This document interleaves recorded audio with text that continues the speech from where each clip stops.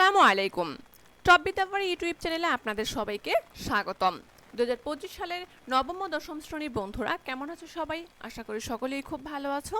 আজকে আমি তোমাদের জন্য নিয়ে এসেছি সম্পূর্ণ নতুন একটি অধ্যায়, নিম গাছ। লিখেছেন বলাইচাঁদ মুখোপাধ্যায় বা বনফুল। তো বন্ধুরা, আজকে আমরা এই নিম গাছের পুরোটা বিস্তারিত জানবো এবং এই গল্পের ভিতরে সকল প্রশ্ন এবং এমসিকিউর উত্তরগুলো আমরা দেব। ওকে, তো বন্ধুরা চলে এলাম আমরা মূল পাঠে। নিম গাছ কে লিখেছেন? বলাইচাঁদ মুখোপাধ্যায় বা বনফুল। বনফুল হচ্ছে বলাইচাঁদ মুখোপাধ্যায়ের প্রকৃত নাম বা ছদ্মনাম, তাকে ছদ্মনামে বনফুল বলা হয়। তো নিম গাছ সম্পর্কে আমরা অনেকেই জানি, নিম গাছকেও আমরা চিনি। তো বনফুল হচ্ছে বলাইচাঁদ মুখোপাধ্যায়ের একটি গল্প। এটা কবিতার আকারে লেখা, কিন্তু এটা কিন্তু কবিতা না, এটা একটা গল্প। তো বন্ধুরা, প্রথমেই কিন্তু লেখক পরিচিতি রয়েছে। আর আমরা একটা কাজ করব, আমরা প্রত্যেকটা অধ্যায়ের শুরুতে প্রথমেই আগে আমরা লেখক পরিচিতিটা পড়বো, কেননা এই লেখক পরিচিতি থেকে আমাদের জন্য অনেক প্রশ্ন রয়েছে। এমসিকিউ তো প্রায়ভাগ লেখক পরিচিতি থেকেই আসে।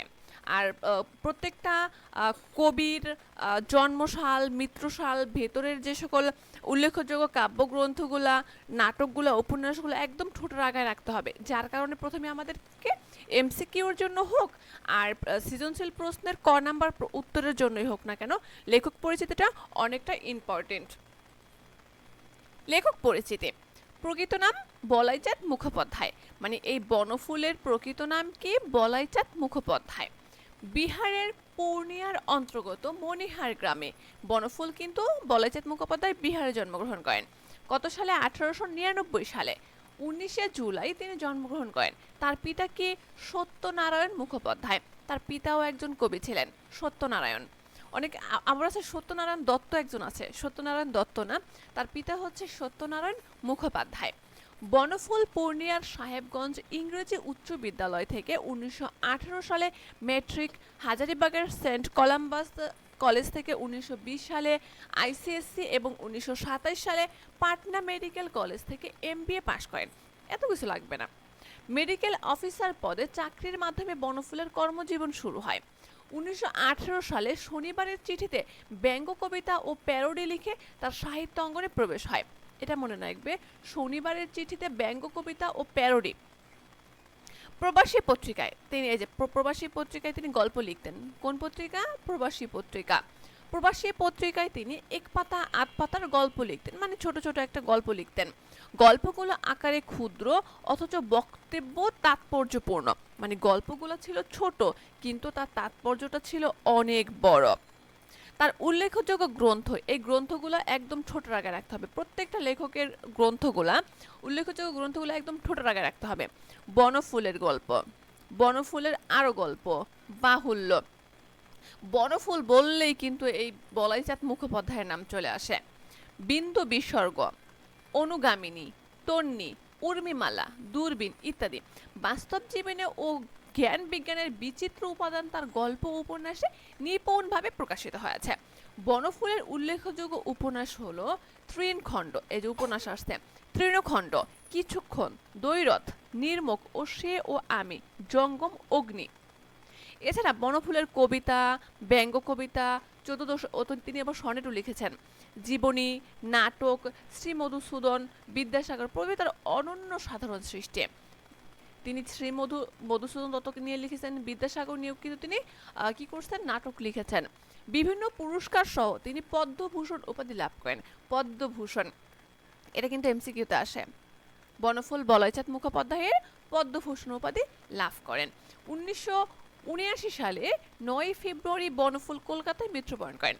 তো বন্ধুরা, আমরা কিন্তু লেখক পরিচিতি থেকে বেশি প্রশ্ন পাইনি, তবে কি পেলাম? বলাইচাঁদ মুখোপাধ্যায়ের ছদ্মনাম হচ্ছে কি? বনফুল। তিনি জন্মগ্রহণ করেন কোথায়? বিহারের পূর্ণিয়ার গ্রামে 1899 খ্রিস্টাব্দে। তার পিতা সত্যনারায়ণ মুখোপাধ্যায়। আর তিনি কোন পত্রিকায় লেখালেখি করতেন? প্রবাসী পত্রিকায়। তারপর তার উল্লেখযোগ্য গল্পগ্রন্থ কি? বনফুল, বনফুলের গল্প। তার সবচেয়ে উল্লেখযোগ্য গল্পই হচ্ছে বনফুল। বনফুলের গল্প, সেজন্য কিন্তু তাকে ব্যঙ্গ করে বনফুলও বলা হয়। এই জন্যই কিন্তু তার বলাইচাঁদ মুখোপাধ্যায়ের উপাধিই কিন্তু বনফুল। তো বনফুলের গল্প, বনফুলের আরো গল্প, বাহুল্য, বিন্দু বিসর্গ, অনুগামিনী, তন্নি, উর্মিমালা, দূরবীন ইত্যাদি। তারপরে তার উপন্যাস কি? তৃণখণ্ড, কিছুক্ষণ দৈরথ, উপন্যাসগুলো এতটা আসে না, এতটা পরিচিত না।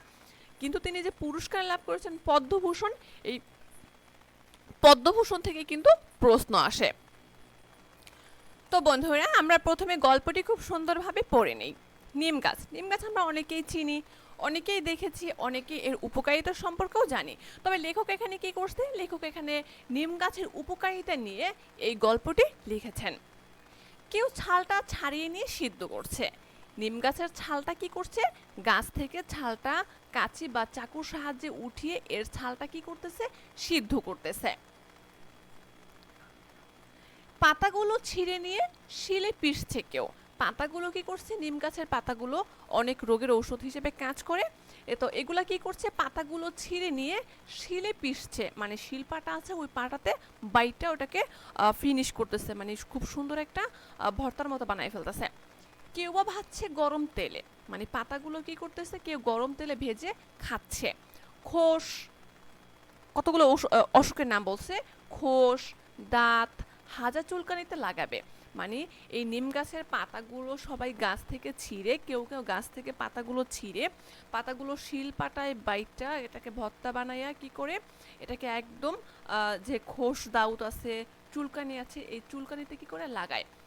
চর্মরোগের অব্যর্থ মহৌষধ। নিম গাছকে আমরা সবচেয়ে ভালো করে চিনি বা জানি হচ্ছে এই চর্মরোগের জন্য, কেননা চর্মরোগের অব্যর্থ মহৌষধ হচ্ছে এই নিম পাতা। নিম পাতা বেটে এটাকে ফিনিশ করে এটা কি করে তোমার যেখানে চুলকানি আছে সেখানে লাগায়। চর্মরোগের জন্য এর ওই ইয়াটা ফিনিশ করা যেই মিশ্রণটা আছে ওইটা কি করে কিছু অন্য কোনো কিছু মিক্স করে ওটাকে গোল গোল বানাইয়া গুল্লি বানায় খায় ফেলায়। কচি পাতাগুলো খায়ও অনেকে, মানে এই নিম গাছের কচি পাতাগুলো আছে না, ছোট ছোট আগায় যে পাতাগুলো হয়, এই পাতাগুলো অনেকে আবার কাঁচাও খায়। এমনি কাঁচাই, মানে কাঁচাই কি করে ছোট আগায় যে পাতাগুলো হয়, ছোট ছোট কচি পাতা, ওই কচি পাতাগুলো অনেকে চাবাইয়া কাঁচাই খেয়ে ফেলে। কিংবা ভেজে বেগুন সহযোগে এটা কাঁচাও খায়, কিংবা এই যে বেগুনের ভেতর দিয়ে আমরা যেমন বেগুনি বানাই ঠিক ওই রকম ভাবে বেগুনের ভিতর দিয়ে এটা কি করে ভেজে খেয়ে ফেলে। যকৃতের পক্ষে ভারী উপকারী। যকৃত একটা রোগ আমরা সকলেই চিনি। তো যকৃতর জন্য কি হয়, অনেক উপকারী একটি ঔষধ বা অনেক উপকারী একটি পাতা হচ্ছে এই নিম পাতা। কচি ডালগুলো ভেঙে চিবোয় কত লোক। কচি ডাল, নিম গাছের ডাল দিয়ে কিন্তু আমরা অনেকেই মিসওয়াক করি। কেন, কারণ এই নিম গাছের উপকারিতা মানে বলে বোঝানোর মতো না, ঠিক আছে, বলে শেষ করা যাবে না। এটা কি করে, যে ছোট ছোট ডালগুলো আছে এই ডালগুলো ভেঙে অনেকে মুরব্বীরা দেখবেন চিবায়, দাঁত ভালো থাকে। সকলে বলে নিম গাছের ডাল দিয়া দাঁত মাজলে দাঁতটা কি করে ভালো থাকে। কবিরাজটা প্রশংসায় পঞ্চমুখ, মানে এই নিম গাছের যেই ইয়াটা আছে, ডালগুলো আছে, নিম গাছ দিয়া নিম গাছের পাতা থেকে শুরু করে শিকড় পর্যন্ত কি করে ঔষধ বানায়। তাই কবিরাজটা কি করে, কবিরাজটা এই নিম গাছের প্রশংসায় পঞ্চমুখ। বাড়ির পাশে গজালে বিজ্ঞরা খুশি হন। বাড়ির পাশে নিম গাছ যদি গজায় বা জন্মায় তাহলে কি করেন বিজ্ঞরা, যারা অনেক কিছু জানেন, যারা জ্ঞানী, যারা বিদ্বান মুরব্বীরা, তারা কি করে অনেক খুশি হয়।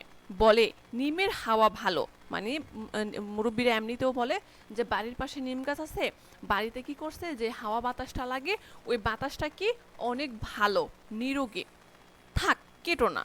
মুরব্বীরা বলে যে বাড়ির পাশে নিম গাছে জন্মাইছে তো থাক, নিমের হাওয়াটা ভালো, এটা কেউ কেটো না, কাটে না, কিন্তু যত্নও করে না। তো বাড়ির মানুষ কি করে, বাড়ির মানুষগুলো ওই মুরব্বীর কথা শুনে গাছটা কাটেও না, কিন্তু যত্নও করে না। আবর্জনা জমে এসে চারিদিকে, মানে আবর্জনায় কি করে আগাছা হিসেবে ওটা কি করে জন্মায়, আর চারদিকে যে সকল আবর্জনাগুলো আছে এই আবর্জনাগুলো গাছের চারদিকে এসে জড়ো হয়ে বসে থাকে। শান দিয়েও বাঁধিয়ে দেয় কেউ, সে আর এক আবর্জনা। শান, যেটাকে আমরা বলি ওই যে বড় বড় যে রশিগুলো আছে, ইসের প্লাস্টিকের রশিগুলো, আবার গুনার রশিগুলো, ওগুলো বলছে। শান দিয়ে অনেকে বাঁধিয়েও দেয়, সে আর এক আবর্জনা। হঠাৎ একদিন একটা নতুন ধরনের লোক এলো, মানে এখন তো কি করতেছে, নিম গাছের কাছে আইসা কেউ নিমের গাছ ডাল নিতেছে, কেউ নিমের পাতা নিতেছে, কেউ নিমের ছাল নিতেছে। এখন কি করতেছে, এখন আবার একজন হঠাৎ করে, অনেকদিন পরে হঠাৎ করে একটা নতুন লোক এলো। সে কি করছে, মুগ্ধ দৃষ্টিতে চেয়ে রইল নিম গাছের দিকে। মানে একটা নতুন একটা লোক এসে নিম গাছটাকে দেখে নিম গাছের দিকে মুগ্ধ দৃষ্টিতে তাকিয়ে আছে, ছালও তুললো না।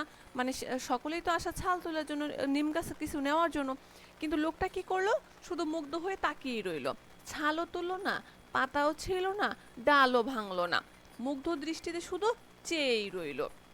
বলে উঠল, কি সুন্দর পাতাগুলো, বাহ কি রূপ, থোকা থোকা ফুলেরই বা কি বাহার, এক ঝাঁক নক্ষত্র নেমে এসেছে যেন নীল আকাশ থেকে সবুজের সায়রে। মানে লোকটা এসে ছাল নিচ্ছে না, তারপর ডালও নিচ্ছে না, পাতাও নিচ্ছে না, সে শুধু তাকিয়ে বসে আছে আর মুগ্ধ দৃষ্টিতে তার কি করছে, প্রশংসা করতেছে। সে বলতেছে, বাহ কি সুন্দর নিম গাছটা, মনে হচ্ছে যে আকাশ থেকে কি করছে, নক্ষত্রগুলো নেমে এসে একদম সবুজ হয়ে গেছে, বাহ। খানিকক্ষণ চেয়ে থেকে চলে গেল লোকটা, খানিকক্ষণ তাকিয়ে থেকে কি করলো, পাগলের মতো চলে গেল। কবিরাজ নয়, কবি। মানে লোকটা কবিরাজ নয়, কবিরাজটা তো নেবে, এটা সম্পর্কে জানে, কিন্তু সে কি করলো, সে তো কিছু নিল না, সে শুধু প্রশংসা করে চলে গেল। সে কে, সে হচ্ছে কবি। নিম গাছটার ইচ্ছে করতে লাগলো লোকটার সঙ্গে চলে যায়। মানে নিম গাছটা কি করলো, নিম গাছ তো কথা বলতে পারতেছে না, কিন্তু তার মনের ভাষাগুলো বোঝাতে চাইলো, যে নিম গাছটার ইচ্ছে করতেছিল যে আমাকে তো সকল মানুষ এভাবেই খায়, কিন্তু আমার তো কেউ প্রশংসা করে না, আমার আমার এই জিনিসগুলো বা আমার ভাবটা, আমার প্রয়োজনীয়তাটা মানুষ বোঝে না। কে বুঝছে, কবি বুঝছে। তাই কবির ইচ্ছে করছিল, তাই নিম গাছের ইচ্ছে করছিল কবির সাথে চলে যেতে, কিন্তু নিম গাছ তো পারতেছে না, কিন্তু পারলো না, কারণ নিম গাছ তো হাঁটতে পারে না, মাটির ভিতরে শিকড় অনেক দূরে চলে গেছে। কিভাবে যাবে নিম গাছটা, বাড়ির পিছনে আবর্জনার স্তূপের মধ্যেই দাঁড়িয়ে রইল সে, কারণ তার যাওয়ার আর কোনো জায়গা নেই, সে এখানেই পড়ে থাকলো। ওদের বাড়ির গৃহকর্ম নিপুণা লক্ষ্মী বউটার ঠিক এক দশা। এই লাইনটাই কিন্তু এই গল্পটির মেইন চরিত্র, কি, গৃহকর্ম নিপুণা লক্ষ্মী বউটা। বন্ধুরা, আমরা যে নিম গাছটা পড়লাম, এই নিম গাছটা হচ্ছে একটি গল্প। এর অন্তরালে যে আমাদের জন্য কি রয়েছে, এর মূল ভাবটা কিন্তু আমরা জানি না। এখানে শুধু আমরা সারমর্ম হিসেবে দেখলাম কি নিম গাছের উপকারিতা বর্ণনা করছে। নিম গাছ কি করে, সকলে নিম গাছের ছাল তুলে নেয়, নিম গাছের পাতা নিয়ে যায়, তারপরে নিম গাছের ডাল ছিঁড়ে নিয়ে যায়, কিন্তু তার প্রশংসাও কেউ করে না, তাকে কেউ ভালো বলে না, তাকে কেউ যত্নও করে না। কে তার প্রশংসা করলো, কবি তার প্রশংসা করলো। এখন নিম গাছের ইচ্ছে কি হলো, নিম গাছের ইচ্ছে হলো কবির সাথে চলে যেতে, কিন্তু নিম গাছ কিভাবে যাবে, নিম গাছের যে শিকড় আছে, শিকড়টা মাটির অনেক দূরে চলে গেছে, আর নিম গাছ কথাও বলতে পারে না। তাই তার কি করতে হবে, তাই তার বাড়ির পাশে যে আবর্জনা আছে, ওই আবর্জনা স্তূপের মধ্যেই তাকে থাকতে হবে। ঠিক কবি এই ভাবটুকু কি করছে, এই ভাবটুকু ব্যবহার করছে, এই যে তার গৃহকর্ম রয়েছে, গৃহকর্ম মানে কবির বউ অথবা কেউ, গৃহকর্ম বাড়ির যিনি কর্মী থাকেন, গৃহকর্ম বা গৃহকর্মী নিপুণা লক্ষ্মী বউটার দশা। কি করছে, ওদের বাড়ির পাশে একটা গৃহকর্মী আছে, নাম কি, নিপুণা। ওই নিপুণা ঠিক একই রকম। কিভাবে একই রকম, নিম গাছটা যেমন সকলকেই আনন্দ দেয়, সকলেরই ঠিক সকলে এটাকে ব্যবহার করে, কেউ ছাল তুলে নেয়, ঠিক এইরকম ভাবে নিপুণাও কি করছে, নিপুণা সকলেরই সব কিছু করে যায়, কিন্তু নিপুণাকে কেউ দেখতে পারে না। সে ঠিক আবর্জনা স্তূপের মতোই থাকে, তার ইচ্ছে করলেও সে চলে যেতে পারে না, কারণ তার অনেক কাজ রয়েছে, তার শিকড় তো অনেক দূরে, সে কিভাবে যাবে। ঠিক এই গাছটি দ্বারা এই নিপুণা বউটার কথাই এই নিম গাছের মাধ্যমে কবি এখানে তুলে ধরেছেন। তো বন্ধুরা, নিম গাছের অন্তরালে কবি কি বোঝাতে চেয়েছেন এটা কিন্তু আমরা বুঝতে পারলাম। মূলত তিনি কিন্তু এই গৃহকর্ম নিপুণা বউটার কথা ঠিক বোঝাতে চেয়েছেন। তো এবার চলে আসি আমরা শব্দ অর্থ ও টিকাতে। ছাল, ছালের অর্থ কি, বাকল। আমরা এটাকে গ্রামের ভাষা বাকলা বলে থাকি। এখানে নিম গাছের বাকল, নিম গাছের যে উপরে যে বাকলটা থাকে, এটাকে বলে ছাল।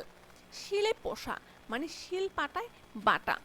অব্যর্থ, নিম গাছ কি, অব্যর্থ মহা ঔষধ। অব্যর্থ কি, যা বিফলে হবে না, মানে যেটার ফলাফল অবশ্যই আমরা পাবো, যেটা সফল। পাতাগুলোও খায়, নিমের কচি পাতাগুলো খেলে মানুষের রোগ প্রতিরোধের ক্ষমতা বাড়ে। শান দিয়ে বাঁধানো, এখানে ইট ও সিমেন্ট দিয়ে বাঁধানো বোঝাচ্ছে। ইট ও সিমেন্ট দিয়ে যদিও বোঝানো হয়, কিন্তু আমরা জানি যে যে রশিগুলো আছে, এই গুনার যে রশিগুলো, এটাকে আমরা শান বলি। কবিরাজ, যিনি গাছগাছালি পরিশোধন করে মনুষ্য রোগের চিকিৎসা করেন, কবিরাজকে আমরা সকলেই চিনি। কবি, এটা তো একদম ইজি, যিনি কবিতা লিখেন। শিকড় অনেক দূরে চলে গেছে, প্রতীকাশ্রয়ে বর্ণিত। নিম গাছের শিকড় মাটির গভীরে থাকে এবং চারিদিকে বিস্তৃত হয়। নিম গাছের শিকড় অনেক দূরে চলে যায়। লক্ষ্মী বউটার প্রতীকে যেহেতু নিম গাছ, সেহেতু নিম গাছের শিকড়ের সঙ্গে বউয়ের সংসারের জালে চারিদিকে আবদ্ধ হওয়াকে বোঝানো হয়েছে। মূলত এখানে কিন্তু বউদের কথা বোঝানো হয়েছে। ঠিক আছে, তো বন্ধুরা এবার আমরা চলে আসি পাঠ পরিচিতিতে। আমরা সকলেই জানি পাঠ পরিচিতিটা কি। পাঠ পরিচিতিটা হচ্ছে লেখক এই গল্পটা কেন লিখেছেন, এই গল্পটা লেখার কারণ, এই গল্পটা লেখার মূল ভাব, মানে এই ভাবটার উপর বিশ্লেষণ করে এই ভাবটার ব্যাখ্যায় কি করছেন কবি এখানে লিখেছেন, বা এটার উপর ডিপেন্ডেন্সি হয়েই কিন্তু কবি এই গল্পটা লিখেন অথবা কবি এই কবিতাটা লিখেন।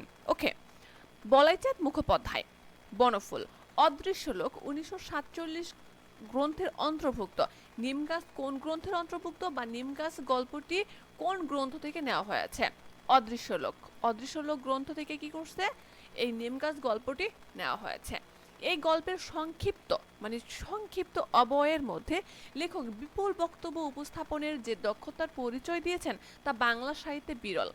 তিনি এই কবি মানে বনফুল কি করছে, এই নিম গাছের কি করছে সুন্দর একটা উপস্থাপনের মাধ্যমে অনেক বড় একটা কাব্যকে বা অনেক বড় একটা বিশ্লেষণকে তিনি ছোট্ট অল্প একটু জায়গার ভিতরে নিয়ে এসেছেন। নিম গাছের বর্ণনা, এর পাতা, বাকল, ছায়ার ইত্যাদি বাহ্যিক উপকারিতা কবিতার মতো বর্ণনা করা হয়েছে এই গল্পে। কবিরাজ তার চিকিৎসার কাজে, সাধারণ মানুষ প্রত্যাহিক প্রয়োজনে নিম গাছকে অনবরত ব্যবহার করে থাকে, কিন্তু কেউ এই গাছের সামান্য যত্ন নেয় না। একজন কবি একদিন নিম গাছের গুণ ও রূপের প্রশংসা করে। নিম গাছের ভালো লাগে ওই লোককে, সে তার সঙ্গে চলে যেতে চায়, কিন্তু মাটির গভীরে তার শিকড়, গাছটি যেতে পারে না, আসলে গাছ চলতে পারে না। এটা একটি প্রতীকী গল্প।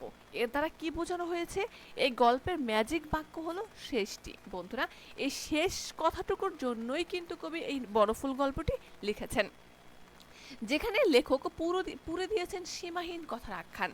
যে লাস্টের যে বাক্যটি লিখেছে নিপুণার কথা, এই নিপুণার প্রয়োজনীয়তা বোঝানোর জন্য, এই নিপুণাকে সম্মান দেওয়ার জন্যই কিন্তু কবি এই নিমগাছ গল্পটি লিখেছেন। তো বন্ধুরা, আশা করি গল্পটি তোমাদের কাছে ভালো লাগলো এবং পরবর্তী পর্ব অনুশীলনী দেখার জন্য আমাদের সাথেই থাকবে। ধন্যবাদ।